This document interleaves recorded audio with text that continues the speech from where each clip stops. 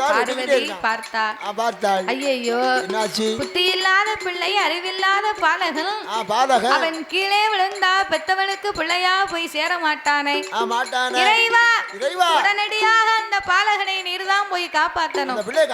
ஏய் பார்வதி, என் கூட வரும்போது உன்னை என்ன சொல்லி அழைத்து வந்தேன்? வாயை திறக்காத, மறுவார்த்தை பேசாதன்னு சொன்னா இல்லையா? படியிழந்து முடிக்கு வரைக்கும் தானையா பேச மாட்டேன்னு சொன்னேன். வேலை முடிந்து விட்டது, பாலகனை போய் காப்பாத்துங்க. உடனே சிவன் தன்னுடைய ஞான திருஷ்டியினால் பார்த்தார்.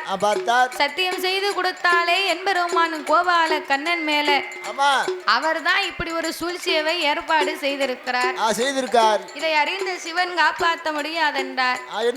பார்வதி காப்பாற்றவில்லையா நான் உங்க கூட வரமாட்டேன் என்று சொன்ன போது அப்ப ஆண்டவன் சொன்னார், சரி பார்வதி, நீ சொன்னதை போல பிள்ளையை காப்பாத்துவோம்.